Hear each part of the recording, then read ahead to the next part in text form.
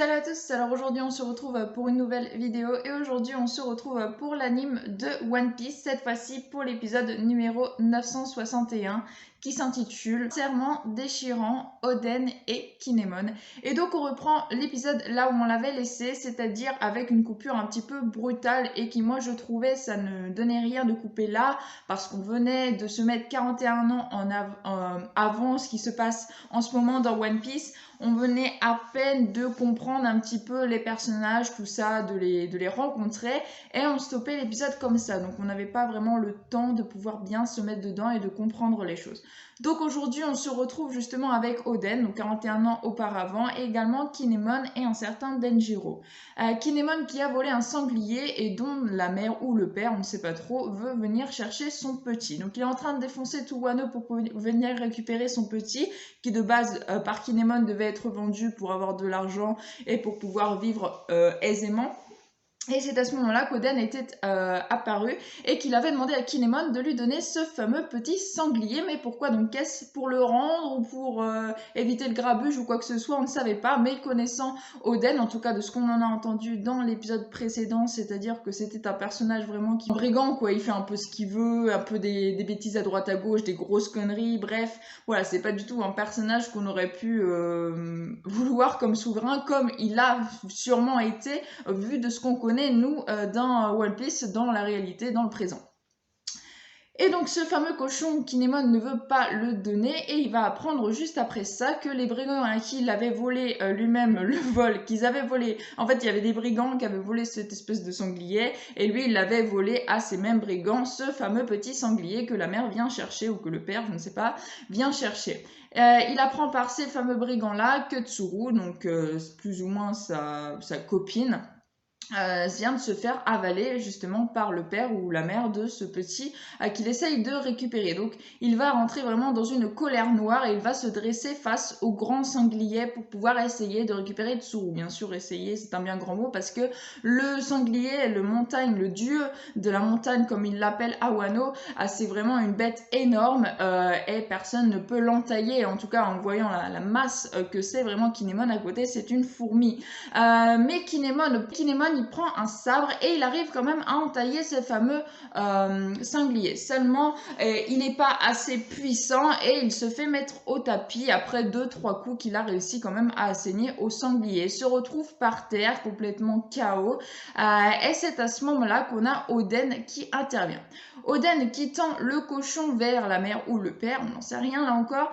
Et bien sûr, avant que Kinemon ne puisse se mettre entre lui, essayer de lui donner quelques coups de sabre, je vous l'ai pas dit, mais il a défoncé plusieurs maisons, il a avalé plusieurs habitants avec sa grande mâchoire, donc vraiment il a avalé presque la moitié, on va dire, je ne sais pas trop, mais il a avalé une grande partie des habitants de Wano dans son ventre, qui est vraiment énorme, gigantesque.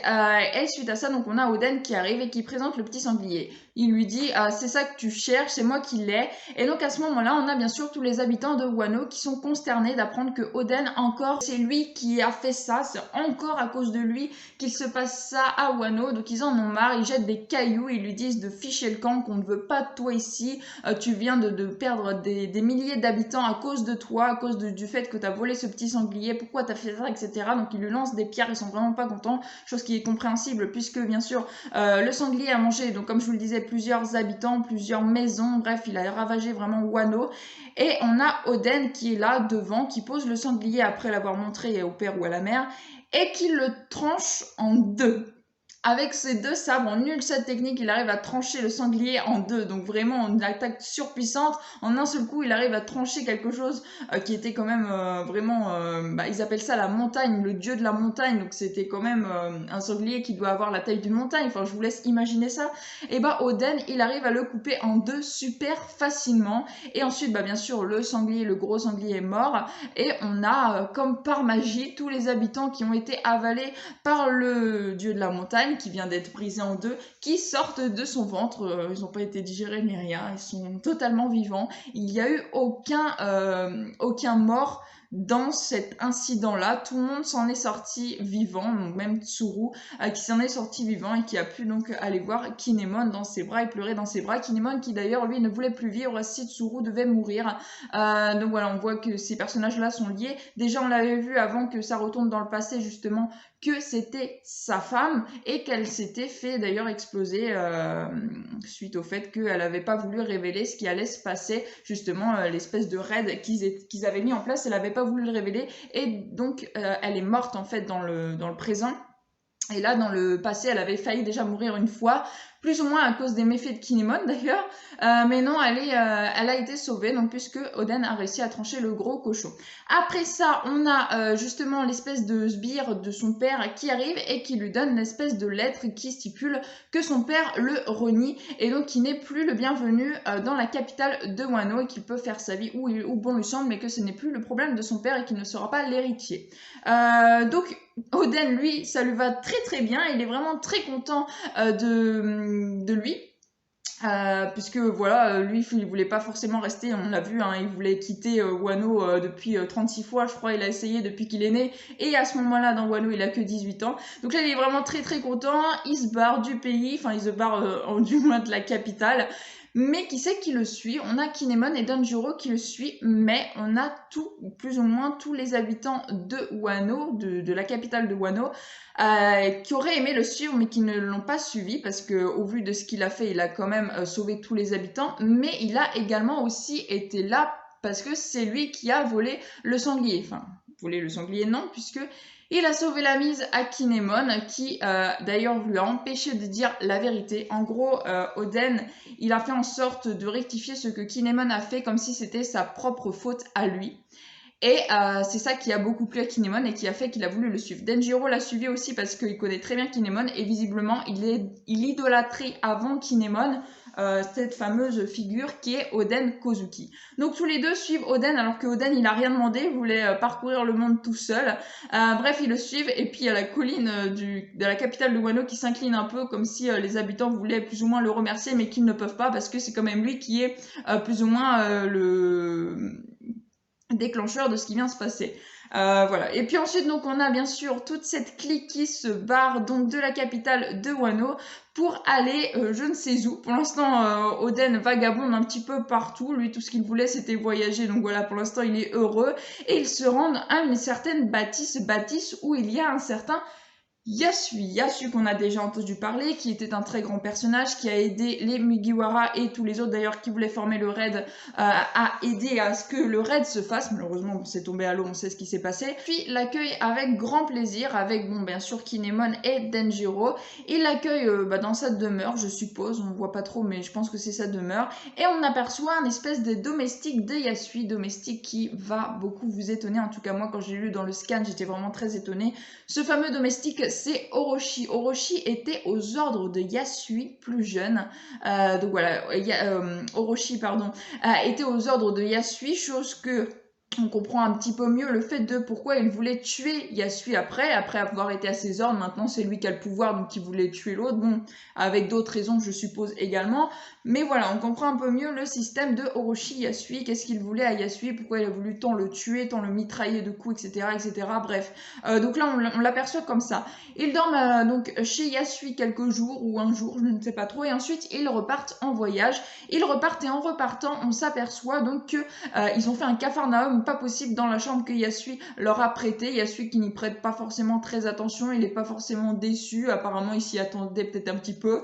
Et on a par contre Orochi qui gueule et qui dit que en gros Oden il l'a vu, il a volé l'argent d'un coffre, il n'y a plus rien, mais il a vu Oden visiblement voler cet argent là. Et il y a Yasui qui est pas très sûr de ce qu'Orochi dit parce qu'il lui dit que si Oden avait voulu voler quelque chose, il l'aurait fait à la vue de tous, enfin, on l'aurait vu. C'est pas son genre de prendre les choses sans le dire, quoi, en quelque sorte, c'est ça qu'il a voulu dire. Donc voilà, un petit peu bizarre le fait que, visiblement, Orochi, ce serait le seul qui aurait vu Oden piquer de l'argent dans le coffre de Yasui. Là, on peut se poser des questions du fait de savoir si est-ce que Orochi dit la vérité ou est-ce qu'il ment et c'est lui plutôt qui aurait pris l'argent. Moi personnellement, je pense que c'est ça, on en verra sûrement plus prochainement, mais enfin voilà, je pense que c'est une supercherie d'Orochi qui se sert de la présence d'Oden qui n'a pas forcément une bonne réputation pour pouvoir justement dire que ce fameux argent a été volé et peut-être que c'est plutôt lui qui l'a pris pour remplir ses poches. Ensuite, donc, on se retrouve avec Oden qui continue son périple et qui écrit une espèce de... Il écrit son journal de bord, il écrit à peu près tout ce qu'il a fait depuis qu'il est parti donc de la capitale, puisqu'il dit que les grands marins, ils font ça et lui, il veut faire ça. Et puis, il a voulu prendre la mer plusieurs fois, donc je pense que le fait d'être un marin, d'être un pirate ou je ne sais quoi, ça l'intéressait plus ou moins. Et donc, toujours accompagné, bien sûr, de Kinemon et de Denjiro. Sur le chemin, ils vont croiser plusieurs personnages, ils vont croiser 2 orphelins, Izo et Kikunojo. Donc bien sûr Kikunojo on le connaît, pardon, c'est vrai qu'elle est très efféminée mais c'est un garçon, et pareil pour son frère. Ce sont 2 orphelins qui vont les suivre en fait, ils vont se mêler à Kinemon et Denjiro et suivre Oden alors qu'Oden là encore une fois il a rien demandé. Ensuite sur la route ils vont aussi croiser Kanjuro qui est en train de couper les cheveux aussi bien des morts que des êtres vivants pour pouvoir en faire des pinceaux et ensuite pouvoir les vendre. C'est dégueulasse, c'est vraiment dégueulasse. Donc les pinceaux, on connaît un Kanjuro, lui il est toujours en train de dessiner, voilà, il est maître de l'art, on va dire, un petit peu comme Sai dans Naruto. Je vous dis cette référence là parce que moi je suis très Naruto, hein, comme vous me connaissez, très Boruto Naruto. Bref, donc voilà, en fait il coupe les cheveux des gens pour en faire des pinceaux et ensuite pour les vendre, c'est dégueulasse. Bref, celui-là aussi, il a décidé de suivre Oden, donc là peu à peu, on commence à voir les fourreaux rouges qui commencent à se former tout en suivant Oden qui lui pourtant n'a rien demandé.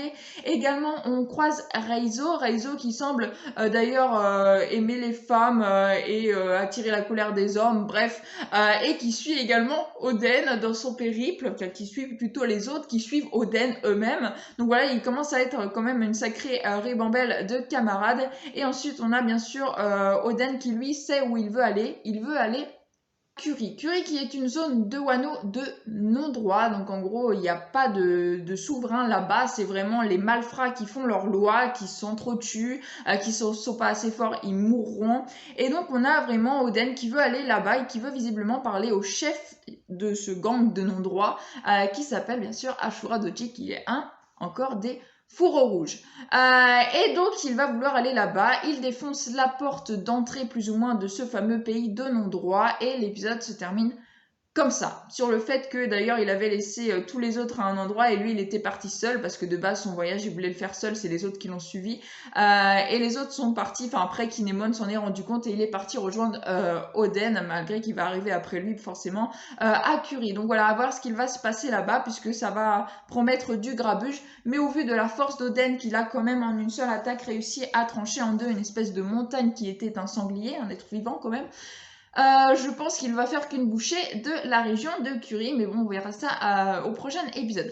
Alors franchement, qu'est-ce que j'ai pensé de cet épisode? Il était plutôt très bien, en tout cas voilà, on a eu le fin mot de l'histoire avec le sanglier, mais encore une fois, en fait, je trouve que ce petit passage-là, on aurait pu le mettre tout simplement avant.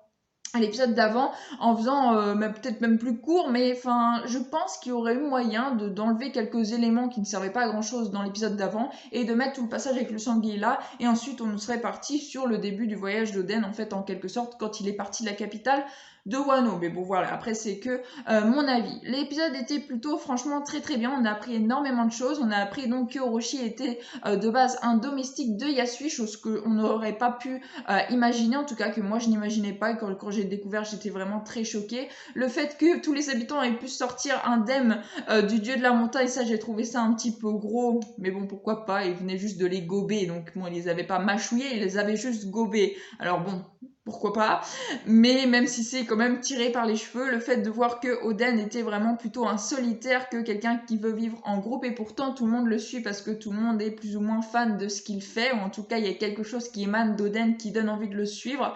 Voilà. Franchement, un épisode plutôt très sympathique, malgré que j'en attends énormément du prochain. Pourquoi? Parce qu'on va y voir l'équipage de Barbe Blanche 41 ans bien sûr avant l'équipage qu'on avait déjà vu dans One Piece de Barbe Blanche, et on va y voir Marco que j'adore, j'aime vraiment beaucoup ce personnage, et là on va le voir encore plus jeune, donc de comment on le connaît dans One Piece, et j'ai vraiment hâte de pouvoir en apprendre plus sur l'équipage de Barbe Blanche quand il s'est t'es plus jeune. Donc voilà, vraiment ça promet d'être très intéressant.